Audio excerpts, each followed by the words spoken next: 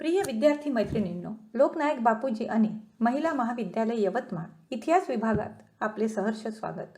मी प्राध्यापक डॉक्टर कविता ताते. शिवाजीकालीन मराठा मुघल संबंध इसवी सन 1660 ते इसवी सन 1666 या कालखंडाबद्दल आपल्याशी चर्चा करणार आहे. हिंदवी स्वराज्य आणि छत्रपती शिवाजी महाराज यांच्याबद्दल विचार व्यक्त करताना मला अतिशय आनंद होत आहे. मराठी सत्ता ज्या परिस्थितीत निर्माण झाली, उदयाला आली आणि त्यासाठी असलेले छत्रपती शिवाजी महाराजांचे योगदान या सर्वांचा विचार आपण या ठिकाणी करणार आहोत. 15व्या शतकात दक्षिण भारतात विजयनगर आणि बहामनी साम्राज्याचा विकास झाला, संघर्ष झाला. त्यातून विजयनगर साम्राज्याचा विनाश झाला, बहामनी साम्राज्याचे तुकडे पडले आणि दक्षिण भारतात कुतुबशाही, आदिलशाही आणि निजामशाही या 3 सुलतानशाह्या अस्तित्वात आल्या. या सुलतानशाह्यांचा उल्लेख करण्याचे कारण असे की यांच्याच वर्चस्वाखाली असलेल्या प्रदेशात हिंदवी स्वराज्याचा हळूहळू विकास आणि विस्तार होत गेला. मराठी सत्ता जेव्हा उदयाला आली त्याला काही कारणे प्रामुख्याने कारणीभूत ठरली. त्यामध्ये एक महत्त्वाचं कारण होतं महाराष्ट्राची भौगोलिक विशेषता. अतिशय डोंगराळ, घनदाट अरण्याचा आणि दऱ्याखोऱ्यांनी युक्त असलेला प्रदेश हा मराठ्यांसाठी उपकारक ठरला. असं म्हणण्याचं कारण काय, तर या सर्व भौगोलिक परिस्थितीचा मराठ्यांच्या जीवनमानावर, शरीरयष्टीवर परिणाम झाला आणि परिश्रमी स्वावलंबी जीवन जगण्याची कला त्यांना अवगत झाली आणि पुढे याच भौगोलिक वैशिष्ट्यातून गनिमी कावा युद्ध पद्धतीत विकसित झालेली दिसतं. मराठ्यांची स्वभाव वैशिष्ट्ये सुद्धा मराठी सत्तेच्या उदयाला कारणीभूत ठरली. कारण परिस्थिती प्रतिकूल असल्यामुळे जीवन जगण्यासाठी लागणारी जी साधने होती ती सीमित झाली आणि जीवन जगण्यासाठी काबाड कष्ट करण्याची तयारी मराठ्यांनी दाखवली. युद्ध पद्धतीचा त्यांनी स्वीकार केला आणि त्यातून मराठ्यांची स्वभाव वैशिष्ट्ये ही स्वतंत्र विचारसरणीची वृत्तीची बनलेली आपल्याला दिसून येते. विशेषतः आताच बोलल्याप्रमाणे दक्षिण भारतामध्ये असलेली राजकीय परिस्थिती, 3 सुलतानशाहीचे वर्चस्व, मुघल सुभेदाराचे असलेले वर्चस्व या राजकीय संघर्षातून स्वतःला सावध करीत स्वतःचे अस्तित्व निर्माण करण्याची मराठा सरदारांची क्षमता, या सर्वांमुळे मराठ्यांना स्वतःचे स्थान निर्माण करता आले. त्याशिवाय महाराष्ट्रात असलेला वारकरी संप्रदाय, महाराष्ट्रीयन संतांनी केलेली सामाजिक कामगिरी, सामाजिक समतेचा दिलेला विचार, यामुळे हम सब एक आहे की एक है ही जी भूमिका त्या काळामध्ये पोचल्या गेली, त्यामध्ये सुद्धा ती सुद्धा मराठी सत्तेच्या उदयाला कारणीभूत ठरली. छत्रपती शिवाजी महाराजांचे वडील शहाजीराजे भोसले यांनी शिवाजीच्या स्वतंत्र व्यक्तिमत्व विकासाकरिता केलेले प्रयत्न आणि त्याला शिवाजी महाराजांनी दिलेली साथ, या सर्व पार्श्वभूमीवर महाराष्ट्रात, दक्षिण भारतात मराठी सत्तेचा उदय झालेला दिसून येतो. या कालखंडामध्ये जेव्हा आपण छत्रपती शिवाजी महाराजांचा अभ्यास करतो त्यामध्ये प्रामुख्याने इसवी सन 1630 ते इसवी सन 1680 हा कालखंड आपण प्रामुख्याने अभ्यासणार आहोत. शिवाजी महाराजांच्या राजकीय कारकिर्दीचा अभ्यास करताना कालखंडाप्रमाणे आपण थोडासा त्याबद्दल विचार करूया. इसवी सन 1630 ते 1636 या कालखंडात 6 वर्षे वयाचे शिवाजी, त्या कालखंडामध्ये ते शहाजीपासून दूर राहण्यासाठी त्यांना किंवा दूर ठेवल्या गेले. असं म्हणण्याचं कारण काय, तर 1636 मध्ये निजामशाहीचे पतन झाले. शहाजीराजांना निजामशाहीची चाकरी सोडावी लागली. आदिलशाहीच्या दरबारात ते रुजू झाले, पण आदिलशाह दरबाराने त्यांना महाराष्ट्रात न ठेवता कर्नाटकमध्ये पाठवले. त्यावेळेस आपल्या मुलाला सोबत न नेता त्यांची पुण्याची मूळची जहागीर होती तिथे त्यांनी शिवाजीला ठेवण्याचा निर्णय घेतला. म्हणजे वय वर्षे 6 पासून शिवाजी स्वतंत्ररित्या त्या जहागिरीत राहिलेले आपल्याला दिसतात. 1636 ते 1648 या काळात त्यांना राज्यकारभाराचे प्रशिक्षण मिळाले, संस्काराचे धडे मिळाले आणि त्यामधून एक स्वतंत्र शासकाचं व्यक्तिमत्व घडत गेलेलं आपल्याला दिसतं. 1648 ते 1660 या कालखंडात शिवाजी महाराजांनी आपल्या जहागिरीच्या आसपासचा जो प्रदेश आहे त्या प्रदेशामध्ये अधिकार निर्माण करण्याचे प्रयत्न सुरू केले आणि अर्थातच त्यामुळे आदिलशाहशी त्यांचा संघर्ष झाला. 1660 ते 66 हा कालखंड शिवाजीचा जीवनातील मराठा मुघल संघर्षाचा कालखंड आपल्याला म्हणता येईल. त्याचाच अभ्यास आपण इथे करणार आहोत. आणि 1666 ते 1680 या कालखंडात शिवाजी राजांनी हिंदवी स्वराज्याला मूर्त रूप दिले आणि त्याला कायदेशीर मान्यता मिळवून घेण्याकरिता राज्याभिषेक घडवून आणला, कर्नाटकची मोहीम काढली, याचाही उल्लेख या ठिकाणी क्रमप्राप्त ठरतो. आता शिवाजी आणि मुघल यांचा संघर्ष कसा घडला हे पाहणे आपल्याला गरजेचे आहे. वास्तविक मुघल सम्राट हा उत्तरेत होता. शिवाजीच्या काळामध्ये मुघल सम्राट औरंगजेब सत्तारूढ होता. त्याचा आणि शिवाजीचा संघर्ष कसा झाला हा या ठिकाणी पाहणे आपल्याला अधिक रोचक ठरेल. शिवाजींनी हिंदवी स्वराज्याचा केलेला विस्तार हे सर्वात मोठं संघर्षाचं कारण आहे. कारण हिंदवी स्वराज्याचा विस्तार करताना त्यांना आदिलशहाशी संघर्ष करावा लागला. त्यांच्या अधिकाराखालील किल्ले प्राप्त करावे लागले, त्यांच्या प्रदेशात लूट करावी लागली आणि त्याच्यामुळे आदिलशहाने शिवाजीची दखल घेतली आणि ही दखल औरंगजेबापर्यंत पोहोचलेली आपल्याला दिसते. मुघल सम्राट औरंगजेब हा हिंदवी स्वराज्याचा कट्टर विरोधक होता. हिंदू धर्म, हिंदू संस्कृती याबद्दल त्याच्या मनामध्ये असलेली जी चीड आहे ती अर्थातच हिंदवी स्वराज्याला सुद्धा अभिप्रेत होती आणि म्हणून दक्षिणेमध्ये शिवाजीच्या सत्तेचा विस्तार हे होऊ नये हे त्याला कटाक्षाने वाटत होते. आणि म्हणून मग छत्रपती शिवाजी महाराज यांच्या स्वराज्य कार्याला विकसित होण्याआधीच रोखावे या उद्देशाने औरंगजेबाने शाहिस्तेखान नावाच्या सरदाराची शिवाजी विरुद्ध नेमणूक केली. पण अर्थात ही नेमणूक होण्याआधी आदिलशहाशी झालेला संघर्ष या ठिकाणी मांडणे क्रमप्राप्त ठरते. जावळीचे चंद्रराव मोरे यांचा बंदोबस्त केल्यानंतर शिवाजीला जावळीचा प्रदेश मिळाला आणि एक प्रकारे स्वराज्याला चालना मिळाली. पण हे आदिलशहा दरबारला सहन झाले नाही आणि शिवाजीचा बंदोबस्त करण्यासाठी त्यांनी अफजल खान नावाच्या पराक्रमी सरदाराची नेमणूक केली. हा जो अफजल खान आहे आपल्या पराक्रमासाठी, कूटनीतीसाठी किंवा एक प्रकारे विश्वासघात करून काम फत्ते करण्यासाठी प्रसिद्ध होता.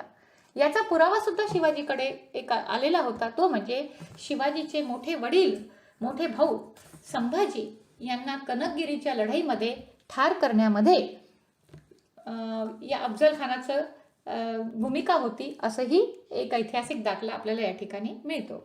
आणि म्हणून अफजल खानाची निवड ही स्वराज्यासाठी घातक ठरणार होती. पण आपण बघतो की कशा प्रकारे शिवाजीने अफजल खानाचा बंदोबस्त करण्याची पूर्वतयारी केली. साधन, सेना, संपत्ती याची कमतरता असताना सुद्धा फक्त नियोजनबद्ध व्यूहरचना आणि आत्मविश्वास दाखवून त्यांनी अफजल खानाला एक प्रकारे आपल्या मार्गामधून त्यांना नष्ट केले, अफजल खानाला बाहेर केले आणि स्वराज्याला जीवनदान मिळवून दिले. मात्र अफजल खानासारख्या मातब्बर सरदारालाही शिवाजी मानत नाही हे जेव्हा लक्षात आले तेव्हा आदिलशाही दरबार हतबल झाले आणि त्यांनी शिवाजी विरुद्ध मुघलांची मदत मागितली आणि त्या मदतीचा एक भाग म्हणून शाहिस्तेखान हा शिवाजी विरुद्ध चालून आला. शाहिस्तेखानाची जी नेमणूक आहे ती दक्षिण भारतातील राजकीय सत्ता संघटित करण्याच्या दृष्टीने सुद्धा अपेक्षित होती. कारण दक्षिणेमध्ये ज्या वेगवेगळ्या प्रकारच्या सुलतानशाही होत्या त्यांनाही आपल्या वर्चस्वाखाली आणण्याचा औरंगजेबाचा उद्देश होता. या सर्व पार्श्वभूमीवर इसवी सन 1660 मध्ये छत्रपती शिवाजी महाराज यांच्या विरुद्ध शाहिस्तेखानची मोहीम तयार करण्यात आली. 1660 मध्ये शाहिस्तेखान पुण्याला आला. पुण्याचा आसपासचा प्रदेश त्यांनी काबीज केला आणि कोणीही शिवाजीला मदत करणार नाही अशा प्रकारचे फरमान त्यांनी काढले. आणि हे फरमान काढल्यानंतर त्यांनी शाहिस्तेखानाने संपूर्ण आसपासचा परिसर जाळून फस्त केला जेणेकरून लोकांच्या मनात धास्ती निर्माण होईल. आता शिवाजी समोर दोन प्रकारचे मार्ग होते. एक, शाहिस्तेखानासमोर शरणागती पत्करणे किंवा दुसरा शाहिस्तेखानाशी प्रत्यक्ष युद्ध लढणे. हे दोन्ही मार्ग शिवाजीला योग्य वाटत नव्हते. शरणागती पत्करणे म्हणजे हिंदवी स्वराज्याचा विनाश आणि युद्ध करणे म्हणजे हिंदवी स्वराज्याचा विनाश. मग युद्ध न करता कशा प्रकारे शाहिस्तेखानला इथून काढता येईल हा विचार त्यांनी केला आणि त्यासाठी त्यांनी एक योजना आखली. ती म्हणजे शाहिस्तेखानावरील रात्रीचा छापा किंवा स्वारी. त्यासाठी शिवाजीने पूर्वतयारी केली. सर्वप्रथम आपल्या सैनिकांमधली 400 मावळ्यांची त्यांनी निवड केली आणि पुण्यामध्ये वेषांतर करून प्रवेश मिळवला. पुण्याच्या लाल महालात वास्तव्य असलेल्या खानाची संपूर्ण माहिती त्यांनी प्राप्त केली. छाप्यासाठी योग्य दिवस आणि वेळाची निवड त्यांनी केली. शिवाजीने स्वतः छाप्याचे नेतृत्व केले आणि एका अतिशय सकाळी म्हणजे एका योग्य परिस्थिती पाहून त्यांनी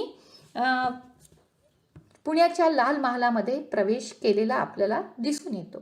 त्यासाठी त्यांनी जो दिवस निवडलेला होता, रमजानचे दिवस होते. पुण्याच्या लाल महालामधले स्वयंपाकी उठून स्वयंपाक करण्याच्या कामाला लागलेले होते. 3 ते 4 सकाळची 3 ते 4 या दरम्यानची ही वेळ होती. या वेळेमध्ये शत्रू पक्षाला चकमा देऊन शिवाजी पुण्याच्या लाल महालात शिवाजीने प्रवेश केला. इथे महत्त्वाची बाब ही आहे की अनेकदा मोठे शासक काय करायचे तर आपल्या सैनिकांना पाठवून द्यायचे आणि ते स्वस्थ बसायचे. पण इथे पुण्याच्या लाल महालामध्ये प्रवेश करणाऱ्या सर्व लोकांमध्ये पहिलं पाऊल जर कोणाचं पडलं असेल तर ते छत्रपती शिवाजी महाराजांचं. म्हणजे याचा अर्थ आपल्या जीवा इतकंच आपल्या सैनिकांचाही प्राण महत्त्वाचा आहे, हा मुद्दा इथे विशेष लक्षणीय ठरतो. शिवाजी आतमध्ये पुण्याच्या लाल महालामध्ये त्यांनी प्रवेश केला आणि एकच आवाज उडाला. दिसेल त्याला मारणे किंवा एक प्रकारे त्याच्यावर वार करणे प्रकार सुरू झाले आणि त्याच्यामुळे सर्व तंबूमध्ये गडबड उडाली. शाहिस्तेखानाच्या तंबूमध्ये शिवाजी स्वतः शिरले. त्यांनी शाहिस्तेखानावर वार करण्याचा केला, पण अर्थात त्या तंबूमधली जी खिडकी होती त्या खिडकीमधून खान बाहेर पडला आणि म्हणून त्याच्या बोटांवर त्याचं ते जीवावर त्याचं जीवाचं जे आक्रमण होतं जीवावर होणारं ते बोटावर निभावलं गेलं आणि त्याची 4 बोटे कापल्या गेली. परंतु या सर्व चकमकीमध्ये धुमश्चक्रीमध्ये जे काही सरदार किंवा जे काही लोक सापडले त्यांना मारत शिवाजी आणि त्याचे सैनिक त्वरेने परत फिरले. पुन्हा त्याच मार्गाने ते परत आले आणि शत्रू पक्षाला चकमा देण्याचा त्यांनी अतिशय मोठा प्रयत्न केला. म्हणजे तिथल्या लोकांना हे सुद्धा कळू शकले नाही की कशा प्रकारे शाहिस्तेखानाची स्वारी किंवा फजिती शिवाजीने आपल्याला केलेली दिसून येते. या छाप्याने काय साध्य केले तर दुसऱ्या दिवशी जेव्हा या छाप्याची माहिती सर्वत्र पसरली तेव्हा जो तो चर्चा करू लागला की शिवाजी आले आणि गेले. पण या छाप्याने एक प्रकारे स्वराज्याला जीवनदान दिले. ज्या स्वराज्याबद्दल लोकांच्या मनात डळमळीत अविश्वास होता त्यांना हे लक्षात आले की स्वराज्य हे निश्चितच आपल्याला हितकारक आहे. हा छापा का यशस्वी ठरला तर त्याच्या मागे शिवाजीची उत्कृष्ट हेरव्यवस्था, त्यांचं विलक्षण बुद्धिचातुर्य, आदिलशहाशी तडजोड करण्याचा त्यांनी कुठेही विचार केलेला नसला तरी काही काळासाठी त्यांनी आदिलशहाशी समन्वयाचे धोरण स्वीकारले. आकस्मिक हल्ल्याची रणनीती त्यांनी स्वीकारली आणि या सर्व छाप्यामधून त्यांची व्यवहार नीती आणि राजनीती प्रकट झाली. विद्यार्थी मैत्रिणींनो, हे अभ्यासत असताना आपल्याला हे लक्षात घ्यायला पाहिजे की ज्या पार्श्वभूमीवर शिवाजीने शाहिस्तेखानावर स्वारी केली, तुलना जर केली त्यांची आणि शत्रू पक्षाची तर शत्रू पक्ष मातब्बर होता. तरी सुद्धा प्रसंगावधान दाखवून कोणत्याही प्रकारे अस्थिरता निर्माण न करता शिवाजीने छापा यशस्वी केला, शाहिस्तेखानाची फजिती केली आणि त्याच्यामुळे निश्चितपणे मराठ्यांमध्ये आत्मविश्वास निर्माण झाला. यानंतर काय करावे हा प्रश्न जेव्हा निर्माण झाला तेव्हा शिवाजीने पुढची योजना आखून ठेवलेली होती, ती म्हणजे सुरत शहराची लूट करणे. आता काही ठिकाणी त्याचा उल्लेख सुरतची बेसुरत असाही होतो. सुरत हे मोगलांचे अतिशय प्रतिष्ठित आणि संपन्न असे शहर होते आणि या शहरामधून फार मोठ्या प्रमाणामध्ये महसूल मोगलांना मिळत होता.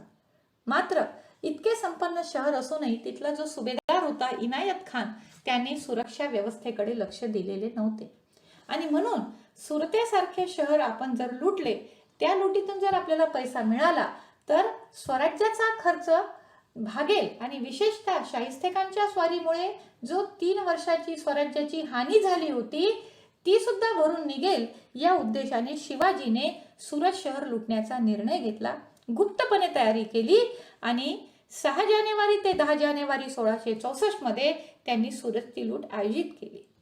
का बरं सुरत शहर निवडले तर पहिलं महत्वाचं कारण औरंगजेबावर सूड उगवणे, कारण शाहिस्तेखानाचा बदला घेणे. दुसरं कारण शत्रूकडून युद्धाचा खर्च घेणे. मी आत्ताच बोलली की शाहिस्तेखान याच्या स्वारीमुळे 3 वर्षामध्ये स्वराज्याची जी हानी झालेली होती ती भरून काढणे. सुरत शहराची समृद्धता लक्षात घेऊन त्यांनी ही लूट आयोजित केली.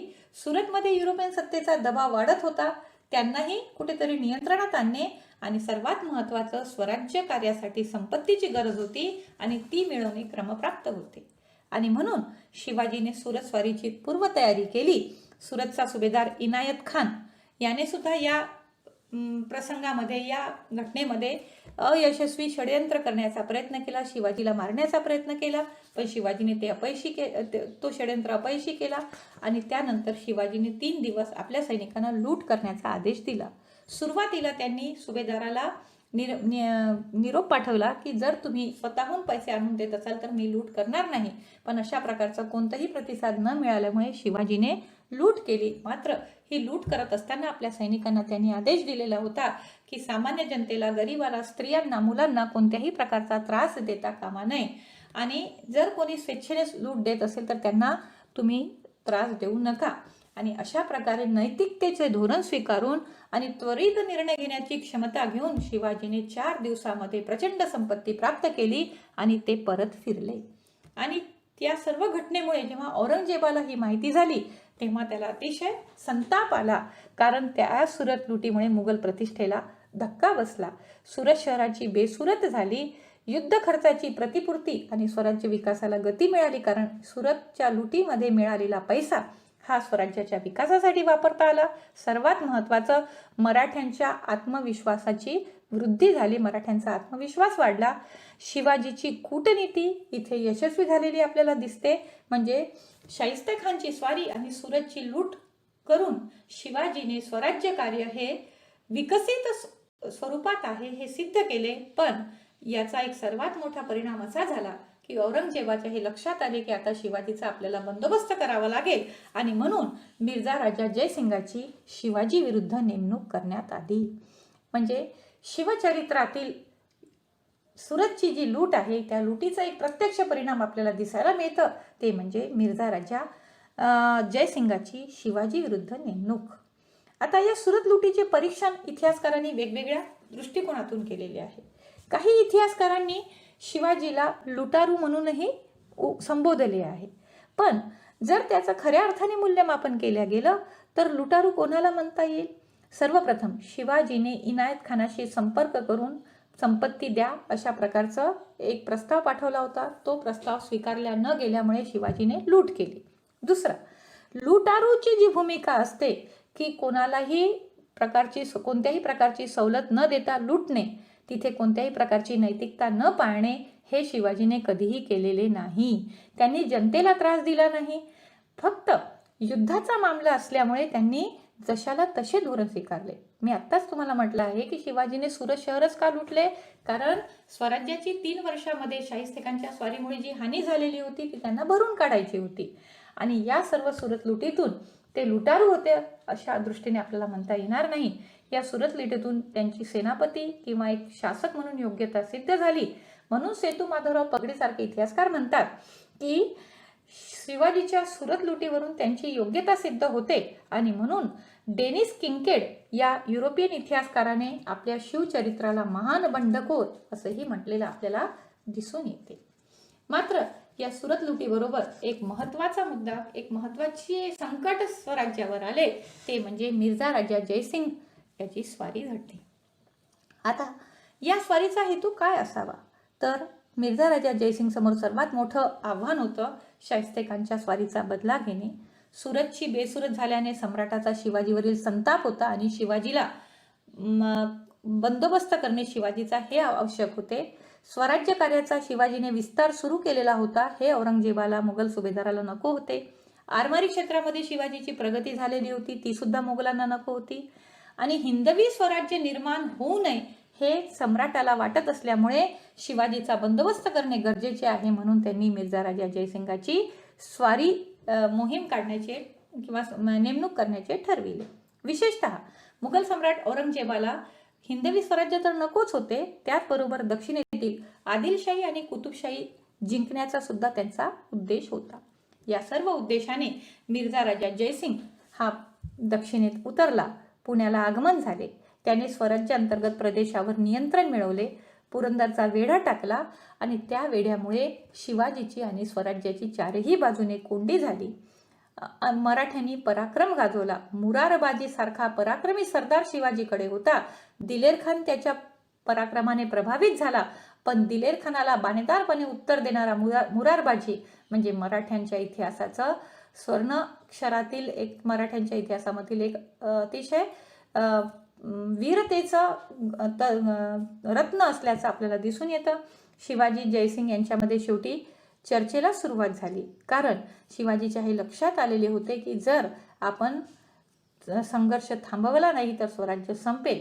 सुरुवातीला जयसिंग शिवाजी बरोबर चर्चा करण्यास तयार नव्हते, कारण पूर्ण स्वराज्य दिल्याशिवाय आम्ही चर्चा करणार नाही, आम्ही तह करणार नाही, ही जयसिंगाची भूमिका होती. तेव्हा मात्र शिवाजीने त्याच्यावर दबाव आणला. तो कसा की जर तुम्ही आमच्याशी बोलायला तयार नसाल तर आम्ही आदिलशाह आणि कुतुबशहाशी सहकार्य घेतो, असा जेव्हा शिवाजीने निरोप पाठवला तेव्हा मिर्झा राजा जयसिंग आणि शिवाजी यांच्यात बोलणी सुरू झाली. शिवाजीने संघर्ष थांबून शेवटी समेट घडवून आणला, पुरंदरचा तह केला आणि एक प्रकारे या पुरंदरच्या तहातून माध्यमातून शिवाजीला माघार घ्यावी लागलेली आपल्याला दिसून येते. काय होता हा पुरंदरचा तह? हा तह 14 जून 1665 रोजी झालेला आहे. तहातील काही अटी महत्त्वपूर्ण आहेत. एक, शिवाजीने स्वराज्यातील 33 किल्ले व त्याखालील 4 लाख हुनांचा मुलूक द्यावा. दुसरी अट होती, शिवाजीच्या स्वराज्यात 12 किल्ले व त्याखालील 1 लाख होन मुलूक शिवाजीला मिळणार होता. शिवाजी पुत्र संभाजीराजे 5,000ची मनसबदारी व त्यांनी दक्षिणेच्या मोगल सुभेदाराच्या हाताखाली चाकरी करावी असे ठरले. आणि सर्वात महत्त्वाचं, दक्षिणेत शिवाजीने मोगलांच्या आदेशाचे पालन करून कामगारी पार पाडावी, अशा या तहाच्या अटी होत्या.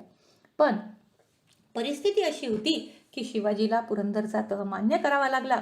या तहाची गरज दोन्ही पक्षांना होती. जयसिंगाला मोठे यश आले की शिवाजीचा पराभव झाला, शिवाजीसारखी एक मातब्बर सत्ता त्याच्या नियंत्रणाखाली आली. अपयश जयसिंगाचं हेही होतं की पूर्ण स्वराज्य त्याला मिळवता आलं नाही. शिवाजीचा पराभव झाला हे ऐतिहासिक सत्य आहे, पण शिवाजीला यश यामध्ये मिळाले की 4 पावले पुढे जाऊन 2 पावले मागे सरकण्याचं धोरण त्यांनी स्वीकारलं आणि काही प्रमाणात का होईना पण स्वराज्याला जीवनदान मिळालं. आणि म्हणून पुरंदरचा तह शिवचरित्रातील महत्त्वाची घटना आपण समजू शकू. या तहानंतर काही काळ शिवाजी स्वस्थ बसले, कारण परिस्थिती अशा प्रकारची होती, जोपर्यंत मोगलांच्या स्वारीची भीती टळत नाही तोपर्यंत कोणतीही कार्यवाही करायची नाही, ही भूमिका लक्षात घेऊन शिवाजीने कोकण आणि स्वराज्याच्या आसपासचा प्रदेश सुरक्षित करण्यास सुरुवात केली. पण हे होत असतानाच मिर्झा राजा जयसिंग शिवाजी सोबत चर्चा करू लागले आणि त्यातून 1666 मध्ये शिवाजीला आग्र्याला जाण्याचे निमंत्रण मिळाले. विद्यार्थी मैत्रिणींनो, शिवचरित्राचा अभ्यास करताना अत्याधिक रोमहर्षक असा जर प्रसंग कोणता असेल तर तो शिवाजीची आग्रा भेट, कैदेतून सुटका हे आहे असं आपल्याला म्हणता येईल. आता आग्र्याला जाण्याचा शिवाजीला तडकाफडकी निर्णय का घ्यावा लागला? का बरं आग्र्याला जाण्याची शिवाजींनी मान्यता दिली? तर मिर्झा राजा जयसिंग हा सतत शिवाजी समोर हा विचार मांडत होता की तुम्ही एकदा औरंगजेबाची भेट घ्या आणि या भेटीतून जर काही साध्य झालं तर निश्चितपणे दक्षिणेत शांतता होईल, आणि म्हणून त्याने सातत्याने प्रयत्न केले. दुसरा, शिवाजीलाही कुठेतरी असं वाटत होतं की बादशाही परिस्थिती कशी प्रकारची आहे, बादशाहीचा दरबार कसा आहे, त्यांची प्रशासकीय व्यवस्था कशी आहे, आपण आपल्या निरीक्षणातून जाऊ द्यावे, या दृष्टीने शिवाजीने त्याला मान्यता दिली असावी. पुरंदर तहामधली जी एक अट होती की शिवाजी पुत्र संभाजीला 5,000ची मनसबदारी घेण्यासाठी आग्र्याला जाणे भाग होते, आपल्या मुलाला एकटाही पाठवण्यापेक्षा आपणही सोबत जावे, हा विचार त्यामागे असावा. जयसिंगाला कुठेतरी वाटत होते की जर शिवाजी आणि औरंगजेब एकत्र आले तर यदा कदाचित दक्षिणेमध्ये शांतता निर्माण होईल, हाही त्याच्यातून एक भाग होता. आणि आरमार विकासाबाबत जर आपल्याला काही मदत मिळवता आली तर आपण प्रयत्न करावा, या विशिष्ट उद्देशाने शिवाजी महाराजांनी सुद्धा मान्यता दिली आणि शेवटी आग्रा भेटीची तयारी झाली. आता अर्थात एका विदेशी परकीय मुलखात शिवाजी जाणार आहे आपल्या स्वराज्याबाहेर, आणि म्हणून त्यांनी प्रवासापूर्वीची तयारी केली, स्वराज्याची नीट व्यवस्था लावली, प्रवास केला आणि त्यांनी आग्र्यात प्रवेश केला. आता काही घटना अशा घडल्या की ज्याच्यामुळे कुठेतरी या आग्रा भेटीची जी योजना होती ती विस्कळीत झालेली आपल्याला दिसते. पहिला प्रकार असा झाला की ज्यावेळेस शिवाजी आग्र्याच्या आग्र्याच्या सीमेवर पोहोचले तेव्हा शिवाजीला असं अपेक्षित होतं की आपल्या स्वागतासाठी आपला समकक्ष एखादा सरदार किंवा एखादी मोठी व्यक्ती येईल, परंतु मुद्दामून का होईना पण शिवाजीचा स्वागत करण्यासाठी एका कारकुनाला पाठवण्यात आले. त्यानंतर शिवाजीने आग्र्यात प्रवेश केला, आपल्या निवासस्थानी पोहोचले आणि तिथून ते औरंगजेबाच्या दरबारात पोहोचले. आणि दरबारात पोहोचल्यानंतर औरंगजेबाचा 50वा वाढदिवस साजरा होत होता. दिवाने आम मधला वाढदिवसाचा समारंभ झालेला होता. दिवाने खास मध्ये सुरू झालेला होता. शिवाजीला तिथे नेण्यात आले आणि एका रांगेमध्ये उभं करण्यात आलं. आणि जेव्हा शिवाजीने समोर बघितले तर ती रांग कोणाची होती, तर त्या रांगेमध्ये शिवाजीला 5,000 आणि 10,000 असे मनसबदार उभे असलेले दिसले. शिवाजीला हा सुद्धा एक प्रकारे या गोष्टीचा राग आला की दक्षिणेतून मी औरंगजेबाची भेट घेण्यासाठी आलेलो आहोत आणि मला एक अतिशय एक प्रकारे सामान्य व्यक्ती किंवा सामान्य मनसबदार म्हणून मला एक वागणूक दिली जात आहे. याचा शिवाजींना वाईट वाटले, त्यांना संताप आला आणि संताप त्यांनी तो दरबारात बोलून दाखवला. आणि जेव्हा औरंगजेबाला याची माहिती झाली तेव्हा औरंगजेबाने हे डाव साधला आणि सांगितले की याने दरबारामध्ये शिवाजीने जी काही संताप व्यक्त केलेला आहे तो योग्य नाही आणि म्हणून त्यांना कैदेत टाकावे. आणि अशा प्रकारे शिवाजीला कैदेत टाकण्यात आले. एक प्रकारे औरंगजेबाला जे पाहिजे होते ते साध्य झालेले होते. ज्या शिवाजीने शाहिस्तेखानाची स्वारी, सुरतची लूट करून किंवा स्वराज्याचा विस्तार करून औरंगजेबाला हैराण केलेले होते, तोच शिवाजी औरंगजेबाच्या वर्चस्वाखाली नियंत्रणाखाली आलेला दिसत होता. आता शिवाजीची कैद झाली, शिवाजी गेले आणि त्यानंतर शिवाजीच्या लक्षात आले की आता इथून निघणे कठीण आहे, कारण परिस्थिती पूर्णपणे विपरीत आहे. आणि म्हणून शिवाजीने आता शक्तीपेक्षा युक्तीचा वापर करण्याचा निर्णय घेतला. त्यासाठी शिवाजीने 3 गोष्टी केल्या. नंबर 1, जयसिंगाचा मुलगा रामसिंग याला शिवाजीने जमानत रद्द करण्यासंबंधी सूचना दिली.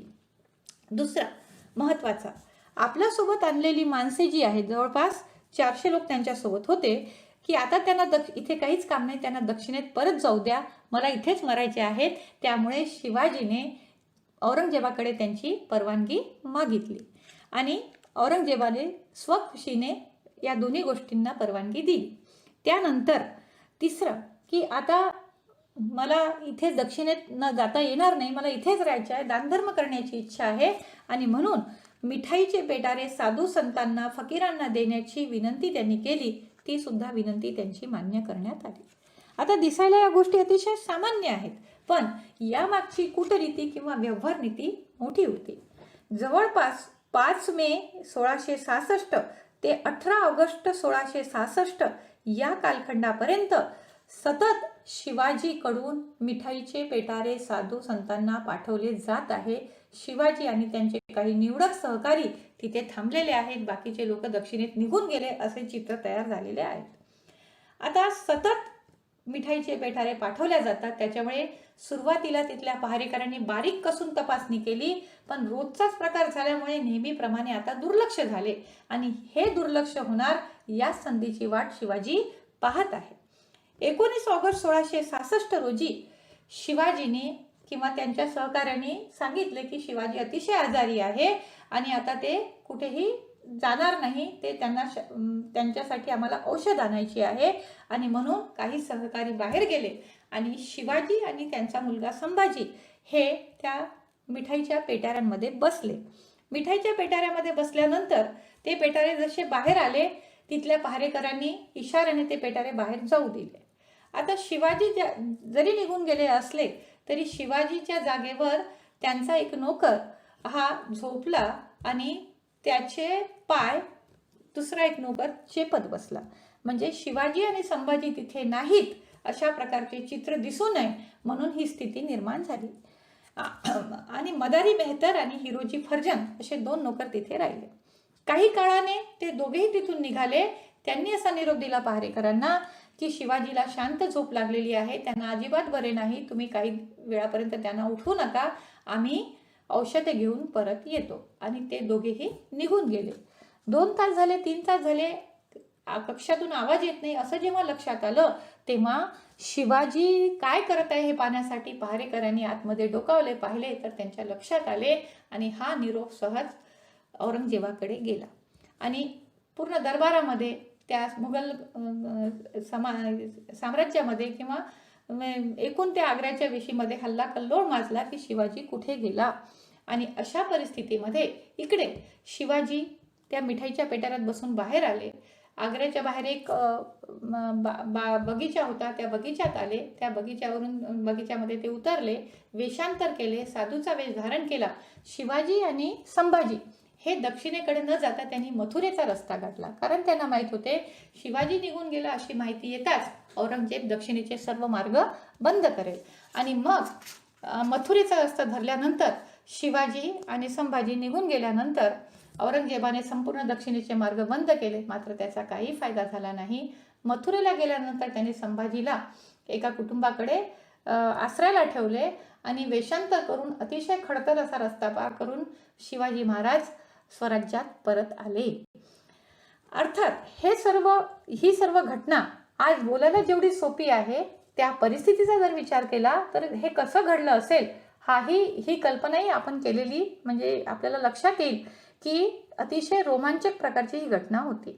या आग्रा भेटीने काय इतिहासाला दिले तर शिवचरित्रातील अतिशय तेजस्वी घटना. या घटनेतून शिवाजीचे साहस आणि बुद्धिचातुर्याचे दर्शन होते की परिस्थिती कितीही संकटमय असेल तरी प्रसंगावधान राखून स्वतःचं धैर्य राखून आपण प्रसंगावर मात करू शकतो. आणि एकूण या संपूर्ण कारभारामध्ये शिवाजीला मोगली कारभाराचा अंदाज आला. शिवाजी ती उत्कृष्ट कारभार यंत्रणा सिद्ध झाली. बिरजा राजा जयसिंगाचे प्रशासनातील महत्त्व कमी झाले आणि स्वराज्याला जीवनदान मिळाले. पण एक सर्वात महत्त्वाचा बदल या निमित्ताने घडला की मराठा मुघल संघर्षातील या आग्रा भेटीमुळे शिवाजीची योग्यता जरी सिद्ध झालेली असली तरी शिवाजीच्या लक्षात आले की जोपर्यंत मी स्वतःचा राज्याभिषेक करून एक कायदेशीर दर्जा मिळवून घेणार नाही तोपर्यंत मला राजा म्हणून कोणी मान्य करणार नाही. आणि म्हणून हिंदवी स्वराज्याला मान्यता मिळवून घेण्याकरिता छत्रपती शिवाजी महाराजांनी राज्याभिषेक करण्याची ठरविले. त्यानुसार 5 जून 1674 रोजी शिवाजीने राज्याभिषेक केले आणि उत्कृष्ट प्रशासनासाठी अष्टप्रधान मंडळाची स्थापना केलेली आपल्याला दिसून येते. विद्यार्थी मैत्रिणींनो, छत्रपती शिवाजी महाराज आणि त्यांचा कालखंड ही भारतीय इतिहासातील अतिशय तेजस्वी प्रकरण आहे असं आपल्याला म्हणता येईल.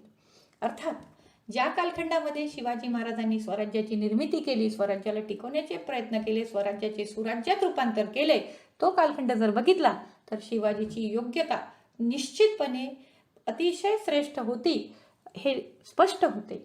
अर्थात त्यांच्या कामगिरीचे मूल्यमापन कोणत्याही एका विशिष्ट घटकांमध्ये आपल्याला करता येणार नाही. एक उत्कृष्ट प्रशासक, उत्कृष्ट सेनापती आणि त्याहीपेक्षा उत्कृष्ट जनकल्याणकारी राजा म्हणून शिवाजीच्या कामगिरीचं आपल्याला वर्णन करता येईल. काय कामगिरी त्यांनी केली तर त्यांनी हिंदवी स्वराज्याची स्थापना केली, लोककल्याणकारी नेतृत्व त्यांनी स्वीकारले, सर्व जाती जमातीचे नेतृत्व केले, सर्वांना समान संधी दिली, हिंदूंमध्ये स्वातंत्र्य रक्षणाची जाणीव निर्माण केली. ते कुशल आणि बुद्धिमान प्रशासक होते. त्यांनी गुणवत्तेप्रमाणे राज्यकारभारात स्थान दिलेले आहे. तिथे धर्मपंथ जातीचा भेदभाव केला नाही.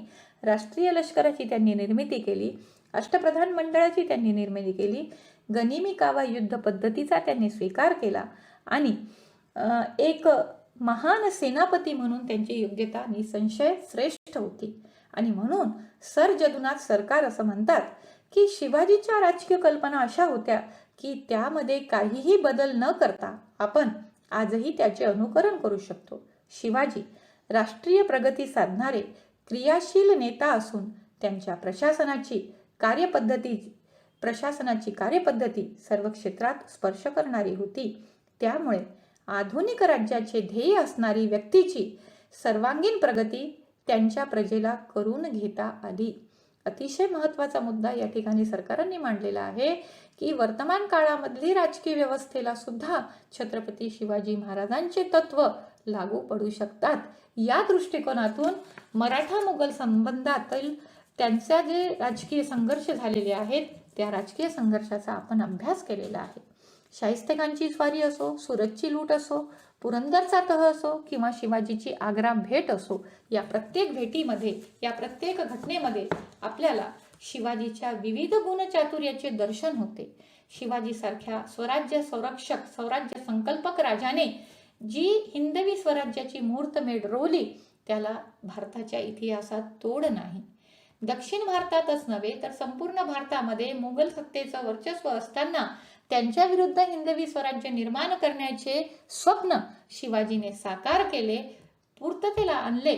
त्या दृष्टीने छत्रपती शिवाजी महाराज आणि त्यांचे स्वराज्य यांचा अभ्यास इतिहासामध्ये समाविष्ट केला गेलेला आहे. मराठा मुघल संबंधातून त्या काळातील युद्धनीती, प्रशासन व्यवस्था, कूटनीती, व्यवहार चातुर्य, प्रसंगावधान या विविध गुणांचे दर्शन आपल्याला मिळते. आणि म्हणून इतिहासाचा सामाजिक दृष्टिकोनातून अभ्यास, इतिहासाचा राजकीय दृष्टिकोनातून अभ्यास हे तत्व त्यामध्ये साध्य होतात.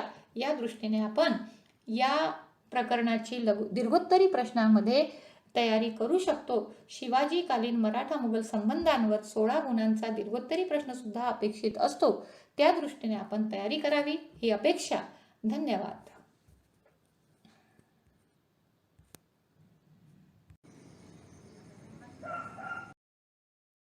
प्रिय विद्यार्थी मैत्रिणींनो, लोकनायक बापूजी अने महिला महाविद्यालय यवतमाळ इतिहास विभागात आपले सहर्ष स्वागत.